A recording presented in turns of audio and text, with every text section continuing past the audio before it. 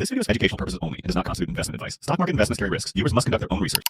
बिस्मिल्लाहिर्रहमानिर्रहीम। Standard capital securities फरवरी 9 के mid day flash में हम बात करेंगे बहुत अहम रेकोडेक के हवाले से।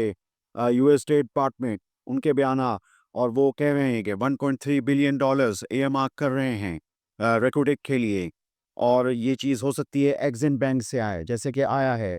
और हमारे यहाँ बहुत से लोग इस पे चहमगोइयाँ कर रहे हैं, लेकिन ये भी बहुत पहले ये बातचीत थी कि ओजीडीसी और पीपीएल के जो पाकिस्तान की लिस्टेड एंटिटीज़ हैं उसमें 8.33% बिलतरतीब ये जो होल्डिंग है रेकोडेक के अंदर।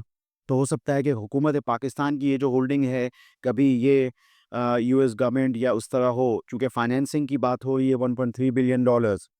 तो ये यूँ तो देखा जाए तो बड़ी मस्बत डेवलपमेंट है। इसी के साथ-साथ चाइनीज़ गवर्नमेंट और चाइनीज़ कंपनीज़ भी इसमें इंटरेस्टेड हैं रेकोडेक माइनिंग। तो ये इसमें बहुत अहम चीज़ थी। आज हमने देखा कि हमारी मार्केट केएसई 100 और रिकुडिक के पीछे ही हमने देखा कि ओजीडीसी और पीपीएल के शेयर्स में इन खबरों के से पहले काफ़ी जो है वो गिरावट जो है वो देखी गई है। लेकिन बहरहाल देखा जाए, यूँ देखा जाए तो ये यूँ तो मस्बत चीज़ें हैं, और हो सकता है कि ये यूएस गवर्नमेंट जो है वो आगे चल के अपने स्टेक्स जो है वो डाले। इस वक्त बैरेट गोल्ड के आपकी याद दहानी के लिए जो चाइनीज़ एंटिटी है उसके 50% स्टेक्स हैं, और 25% स्टेक्स जो हैं वो गवर्नमेंट ऑफ पाकिस्तान के हैं, जिसमें 8.33% स्टेक्स ओजीडीसी और 8.33% स्टेक पीपीएल के हैं। अब इसमें ये है कि अगर चाइनीज़ भी आते हैं, फाइनेंसिंग होती है, तो फ़ेज़ 1 और फिर फ़ेज़ 2 ये चीज़ें सामने नज़र आ रही हैं। अच्छा, इसी तरीके से अरब जो महासरे हैं वहाँ पे भी बड़ी अहम खबरें रेकोडेक के हवाले से थी, और इसमें ये चीज़ थी कि जो पाकिस्तान का ये जो पोर्ट है फोर्ट कासिम पीआईवीटीएल, वो भी तकरीबन 5 बिलियन डॉलर्स के मिनरल्स जो हैं वो यानी यहाँ से जो इसकी तरसील का है मामला। तो ये ऐसा बयान था उनके सीईओ का, और वो अरब महासरे में ये चीज़ थी, तो मैंने सोचा कि यहाँ पे इस चीज़ को भी हाईलाइट कर दूँ।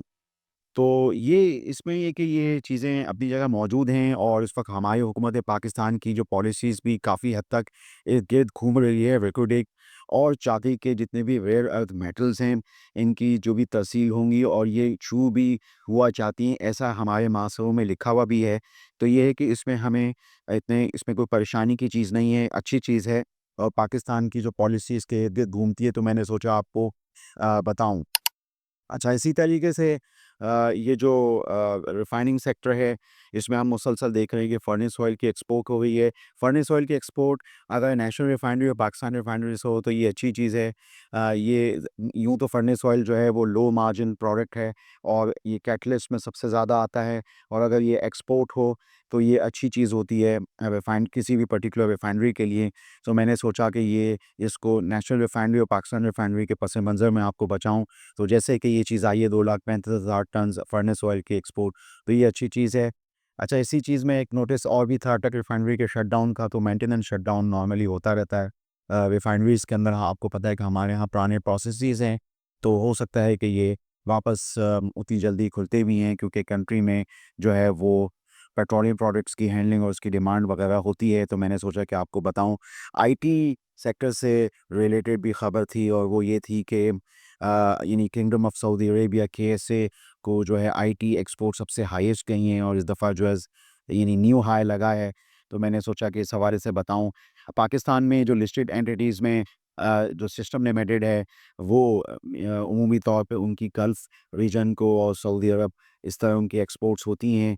तो ये मैंने सोचा कि इस हवाले से आपको बताऊं। बकिया सुपर टैक्स के हवाले से एफबीआर ने यही बताया था कि वो इसको इंस्टॉलमेंट बेसिस पे करेगा।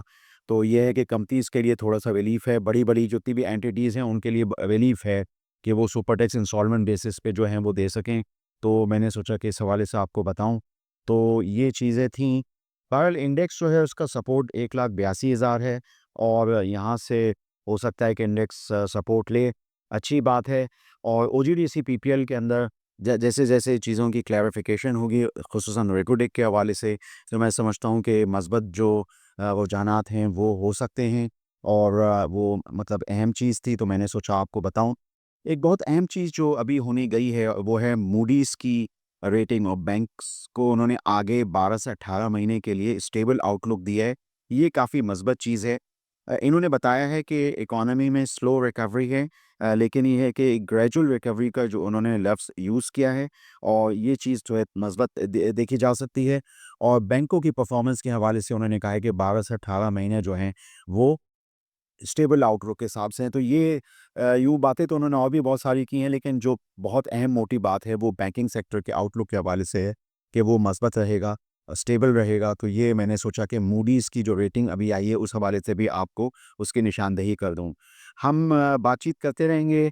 मैंने अपनी इस बातचीत में रेकोडिक पे ही बात की और रेकोडिक के हवाले से जो यूएस गवर्नमेंट के 1.3 बिलियन डॉलर्स की इन्वेस्टमेंट और स्टेट डिपार्टमेंट के बयानात, इस हवाले से मैंने बात की। चाइनीज़ का जो इंटरेस्ट है उस हवाले से मैंने बात की और फिर मैंने आपको रिफाइनिंग में जो फर्नेस ऑयल की जो एक्सपोर्ट है उस हवाले से बताया और फिर मैंने आपको मूडीज़ की जो रेटिंग्स हैं और बैंकों के हवाले से स्टेबल, वो मैंने आपको बताया। आप सैनेट कैपिटल सिक्योरिटीज़ के चैनल से जुड़े रहिए, हमारी मालूमात पे गौर कीजिए। आपका शुक्रिया। For more details, call us today at 111-111-721. Open an account with Standard Capital Securities. Start investing in your financial future. Talk to our experts and get access to exclusive market research and much more.